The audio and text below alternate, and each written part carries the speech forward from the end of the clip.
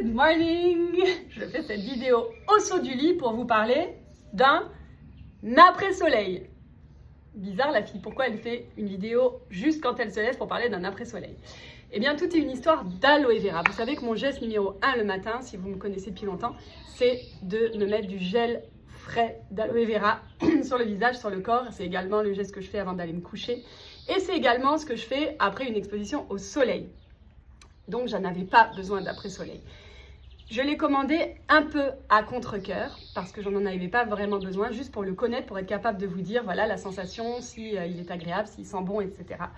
Et du coup, je l'ai testé depuis 5 jours et c'est un énorme coup de cœur. Pourquoi? Eh bien, parce qu'en fait, cet après-soleil, c'est bien plus qu'un après-soleil. Vous allez voir. Mais l'ingrédient principal, c'est du gel d'aloe vera. Donc, en fait, c'est du gel d'aloe vera qui n'a plus une texture de gel. Puisque le gel d'aloe vera, même si moi j'en prépare à l'avance, en fait, au bout d'un moment, il va avoir une texture d'eau. Donc, voilà, vous voyez, c'est vraiment comme de l'eau, c'est une petite brume.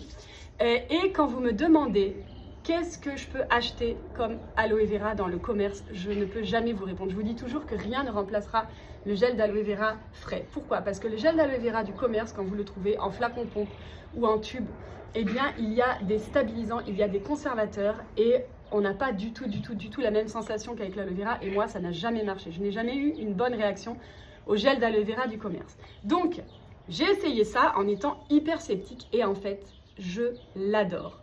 Ce que j'adorais pas, c'était l'emballage parce que c'est un vaporisateur. Et en fait, c'est ça qui est génial, c'est que le vaporisateur permet de conserver le gel d'aloe vera sans mettre de conservateur, sans pratiquement mettre de conservateur. Il y a 2 conservateurs, ce sont des conservateurs alimentaires, il y a de l'acide lactique et un autre qui a un nom compliqué mais qui est aussi fine. L'acide lactique, en plus, il a des propriétés hydratantes. Et puis, il y a l'agent conservateur principal, c'est une algue en fait, qui s'appelle l'algue chlorella. Elle a des vertus incroyables, en plus de conserver. Elle est anti-âge, elle a des vertus antioxydantes, donc ça conserve aussi. Elle stimule la production de collagène, donc ça on adore. Elle purifie.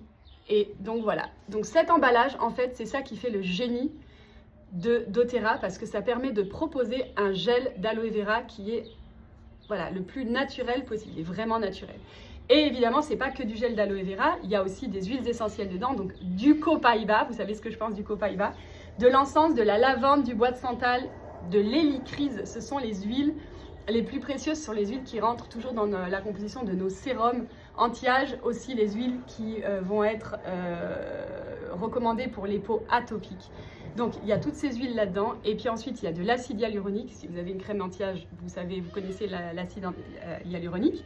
Et puis il y a des huiles qui vont venir aussi hydrater, de l'huile de camélia. Je ne savais pas ce que c'était, j'ai décomposé là au lever du lit, au saut du lit, parce que ça fait vraiment, je vous dis, 5 jours.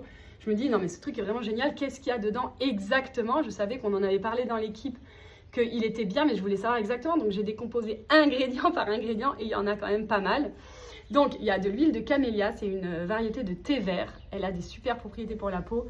Calendula, Amamélis, Arnica, tout ça, ce sont des huiles calmantes que vous connaissez déjà. Donc voilà, on a là vraiment un super soin. Pour moi, c'est bien plus qu'un soin après soleil. Ça peut vraiment être un soin qu'on utilise au quotidien.